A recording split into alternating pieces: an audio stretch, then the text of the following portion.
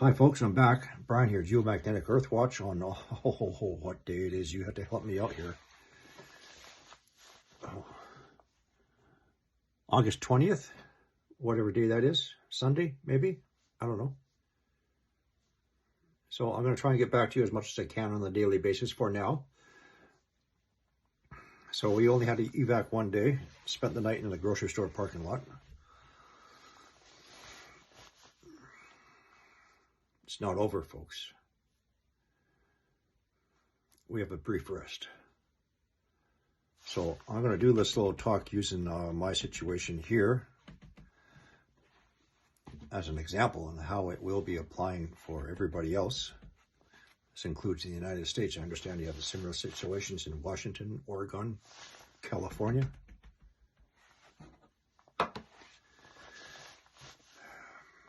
So anyway,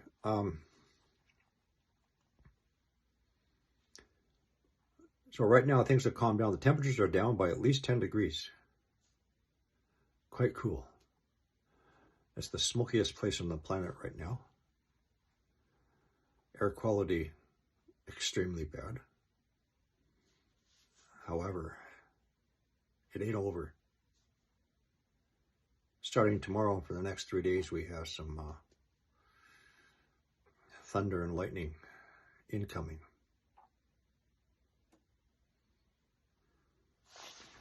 So I want to go back. I want to go back to the morning before all this happened. I want to go back to my video I did, my drive and talk video. Remember my drive and talk video talking about being in a state of preparedness? Such things as always keeping your vehicle topped out full of gas. So when you get into an SHTF situation, you're not one of the many people in the long lineup who's not going to get any gas at the gas stations because the gas stations have just run out of gas. You're going to be going right by them. As one example, you have to live in a state of preparedness, which means knowing what is going on our planet right now and how it relates to Scripture and how everything is coming together very, very neatly.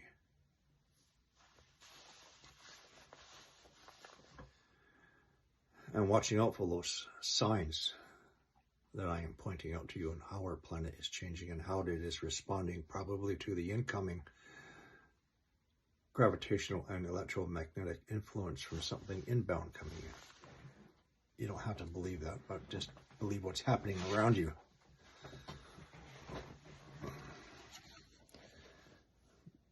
But when you live in this state of preparedness, and I'm not talking about the whack jobs who live out in the bush, stockpiling their ammunition and guns and all that. That's not what I'm talking about. But you have to know what's happening on our planet, in your own region, especially if it's a volcanic region. You have to know what's happening with our jet streams, which are gone beyond chaotic. I'll get into all that in a separate video. I understand the state of California is going to have your first hurricane. Remember one of my previous videos. This was also a study done by the Japanese, Mount Pinatubo 1991 eruption. So when you have a typhoon or a hurricane coming in, you get a drastic drop in barometric pressure. The barometric pressure acts as a form of protection from cosmic rays. It's like an umbrella, okay? But when you have a sudden drop in barometric pressure, that umbrella is going to fold in on itself. And you're going to have an increased dose of cosmic rays coming in. And I understand in California, you had a 5.5, maybe, earthquake and a whole bunch of storms. Oh yeah, maybe I did that post, didn't I? Getting off course. Let's get back on it. So when you live in a state of preparedness and knowledge, and practically, you alleviate all the panic and most of the fear. You can make correct decisions for yourself and the safety of your family. You can bypass all of those who are unfortunately, they're not awake. They're not prepared. All they can do is get in their cars and they don't know where they're going. So this has to be a lesson. This is not meant to demean our emergency service personnel, men and women, because they have been doing an outstanding, fantastic job. Many of us in our community were taking meals down to them. The RCMP maintaining roadblocks to the cordon off areas and the fire departments and etc. But above them, your local and provincial or state authorities will not be prepared for what is about to happen on our planet. So right now we're only talking about 10,000 people, perhaps. And again, it ain't over. Like I just finished saying, we have 3 days of lightning storms and thunderstorms rolling in. And right now, all they can do is go down here or go down there to register, and that's it. You might get a voucher for a hotel room. There's no food waiting for you. There's no water. There will be no shelter over your heads. There won't be a piece of foam on some gym floor for you to sleep on. Maybe under the worst case scenario, but that's not where you want to be. There is no directions on where to go. You have to evacuate. There's no directions on where to go.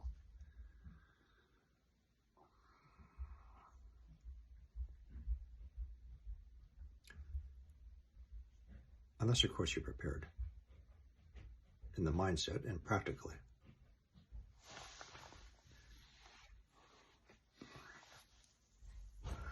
Actually, I want to pause for a minute, folks. So I'm in southern British Columbia, Canada, the Okanagan, area called West Kelowna.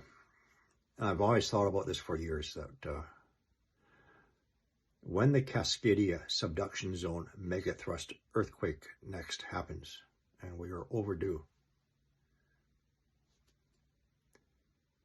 Last count, I understand, 5 million people in Vancouver and surrounding districts. Never mind the rest of the areas. And I think about what is the closest major metropolitan area that can take tens of thousands or hundreds of thousands of refugees, if they can make it here. Right here in the Okanagan. The first stop with hospitals, community centers, gyms, and so forth. That's where they would all be coming, right here. But if our local governments can't handle it right here,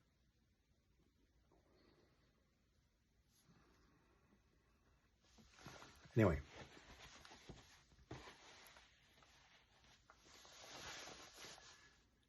So here's a lesson for the other areas, even when it comes down to the United States.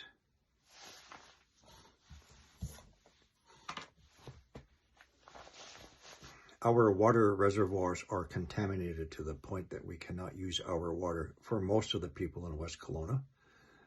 This includes they cannot boil the water clean. This is going to be a long duration situation. Walmart is already sold out of water. It's gone. One other area, limiting 4 cases. Family of 4 go through that in 2 days. Oh, unless it's all part of your preps, right? You don't have to worry about that.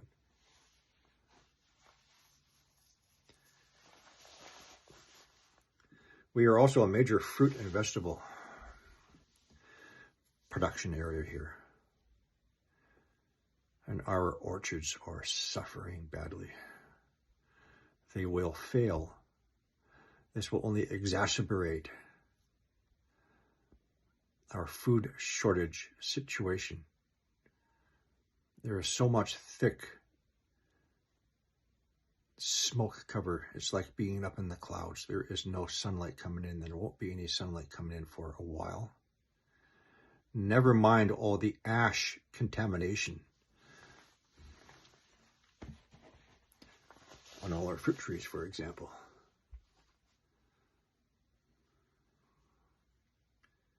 Air quality. So most of us who are sheltering in place in our homes, we are not forced to evacuate. Your air handling unit, furnace, filters, which would normally last 3 months, you're lucky to get 1 week out of them. There's another example of shortages that people are suddenly noticing. Unless, of course, you already thought about that and you already have enough to get you by. Why? Because you prepare what's natural disasters could strike you. Well, we could lose our water. Okay, I got that covered. Food. I got that covered. Smoke. Oh, I got that covered. I thought of that. And the list goes on. So when you go through the possibilities that what can happen in your region, where does your water sources come from? Are they coming from surface reservoirs? Or are they coming from aquifers that are being depleted because of the upcoming heat coming from the mantle plumes? How's your water stash? How's your water purification methods? How much do you have stashed up to get you through long term? You see, when you live in a state of preparedness, you can stay calm, you can relax.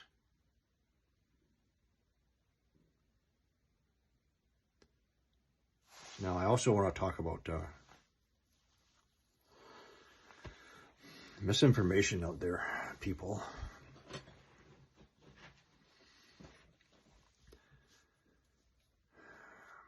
There's a lot of YouTubers out there who, if they themselves are not spreading the bullshit misinformation, they are supporting the comments on their viewerships. And when you have tens of thousands or even hundreds of thousands of subscribers, and you're pushing a lot of nonsense, it really irritates me. Such as the bullshit going around that the fires here in my region, right in front of my house, that's where it started.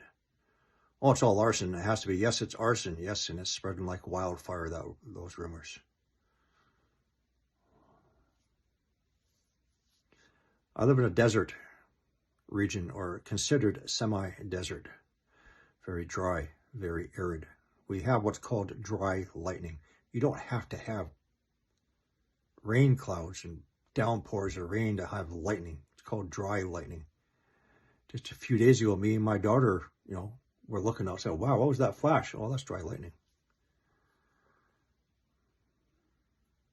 Dry lightning strikes cause our fires here. We're in an extended drought. We're in a 1,200-year drought cycle.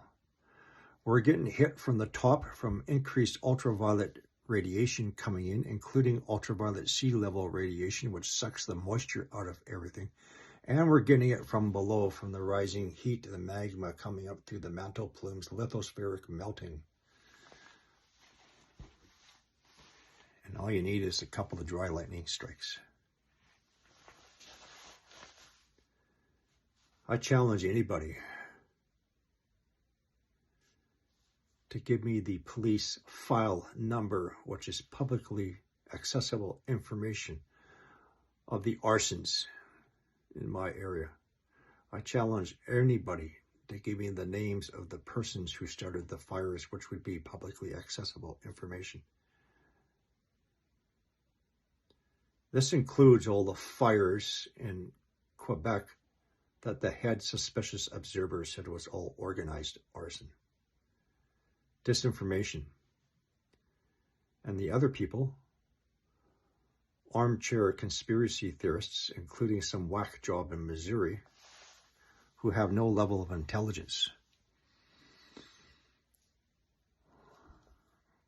who spread fear porn and lies. We're also in a volcanic region. And I have shown before fires that have started in my area where there has been no lightning, where it wasn't human caused. Knox Mountain and other areas. And don't get me started on directed energy weapons being fired on my city of West Kelowna. I've been tracking these since they started in 2 little separate locations. To my north, in an area called Carrot Mountain, and I watched it progress from there. I've been tracking the wind directions. The only thing that I find highly suspicious is that the satellite imagery showed a track of 3 lines of heat signatures underneath the lake Okanagan, and then all the fires that started across the lake in Kelowna proper, on Knox Mountain, on Spion Cup Lake Country volcano. Anyway, I find it annoying when these YouTubers are supporting this nonsense. The arsons have been starting the fires in my area. There's going to be more fires over the next 3 days, as soon as that lightning starts coming in. Anyway.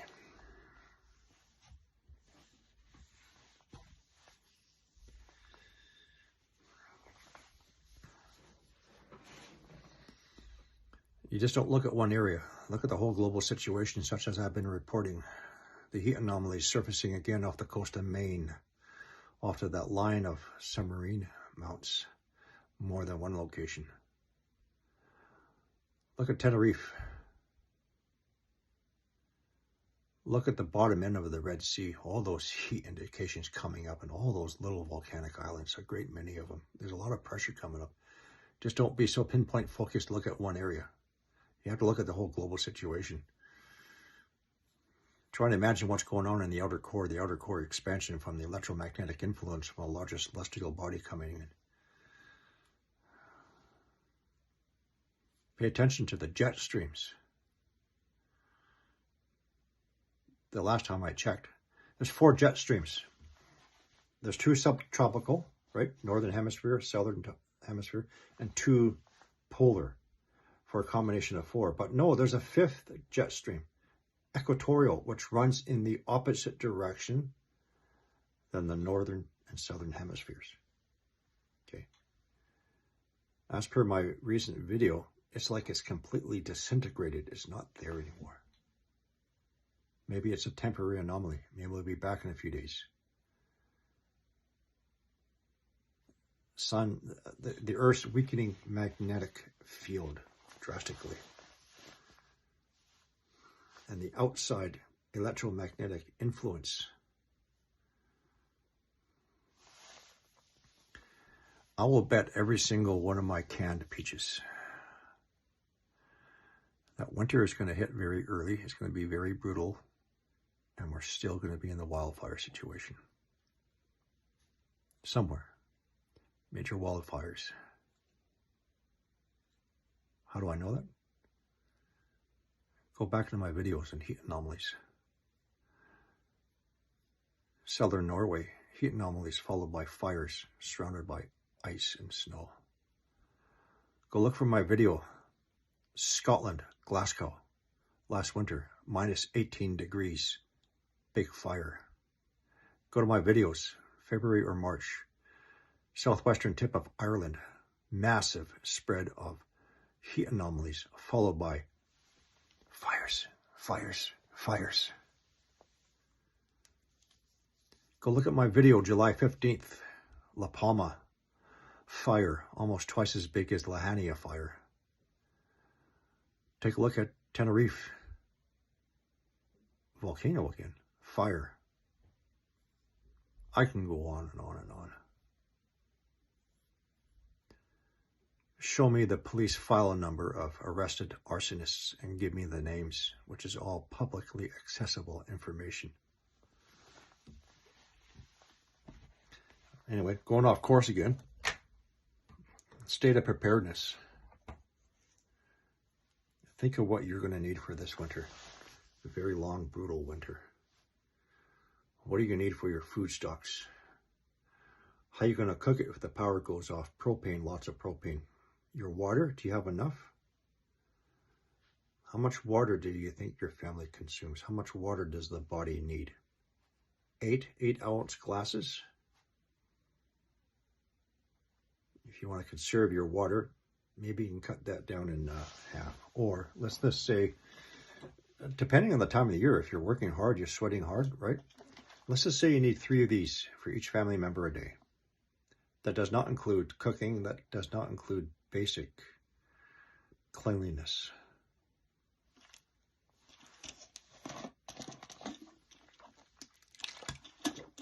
It's actually about 6 bottles of these. You should be having.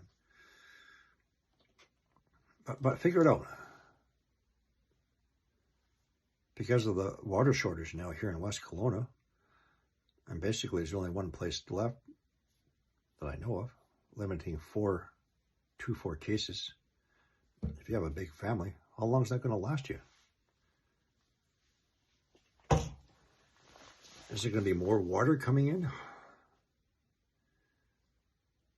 If you thought about maybe stocking up on a lot of propane, both the 20-pounders and those little green camping stove ones, they store for years and years and years. Do you have a little buddy heaters, for example, in case you lose power? You lose your natural gas, you can confine everybody to one room with a little buddy heater and your propane heater. You got to start thinking about all these things that are going to be happening.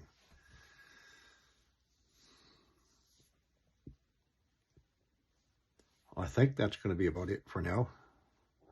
I haven't had too much time to take a look at everything. I'll get caught up in what's going on because I'm upgrading my preps. And each time you have to evac, you learn. You learn, okay, where do I need to improve? What do I need to improve upon? What did I forget, right?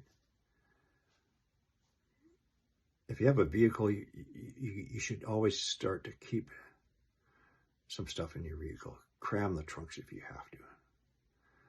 If you're more fortunate like me and you have a travel trailer, keep it stocked up. Your important documents, which could be scattered all over the house, you don't understand and realize just how much time you do not have to go gather all these things up when the SAR authorities, search and rescue, along with the police, are knocking on your door and telling you have to get out now, or you have 20 minutes or whatever, 5 minutes. You need to think about where you want to start keeping all that information. Your marriage certificates, your house insurance papers, and the list goes on and on and on. Some stored food close to the entrance of your house so you can get it into your car quickly, or your travel trailer, or whatever. Your water, extra clothes. Think about the time of the year, warm clothes for the winter time, footwear, respirator, protection. I see all these fools out there walking around with their surgical face masks and the heavy smoke. That's not going to do anything for you.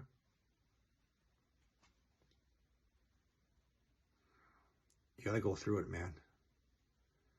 You got to start thinking about what could happen in your area.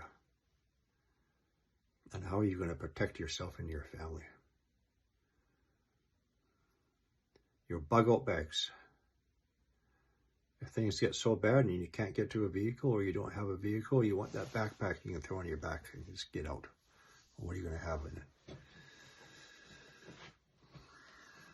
The list is endless. Start preparing for this winter now.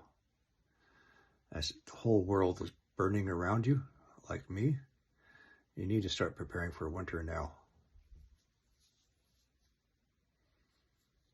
You got to take your preps like a season at a time, a half year at a time. That's how you need to do it. Think way, way ahead. Because if you think way, way too late, everything you need is not going to be there.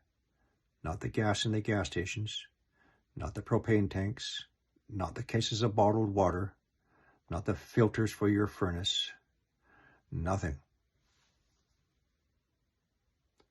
Unless you live in a state and mindset of preparedness.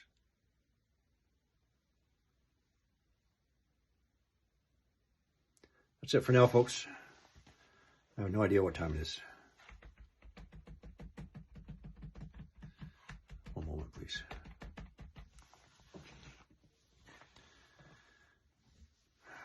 $10:14. I got a couple more hours I can spend just seeing what's happening on our planet. You may hear from me again. So once again, if I'm still being shadow banned means you're not getting notifications of my videos. You have to check in on a daily basis. And again, thank you very much for all the well wishes and prayers. Quite surprised it's into the hundreds and hundreds. I don't have the time to respond to each individual one, so I'll take this moment to thank everybody who wished me well and give me all the prayers for me and my daughter and my family. It ain't over yet. We have a long road yet. And so remember what my analogy. Society is traveling down a highway in one direction and one direction. Only at the end of that highway is a point of no return. Disasters, the beast system, etc. But you have an opportunity to look for those off-ramps before that toll bridge closes behind you and you can't get out. Look for those off-ramps to alternative forms of living, survival, safety. Because what lies at the end of that road, there's no one there to help you. Only entrap you and enslave you. That's it for now.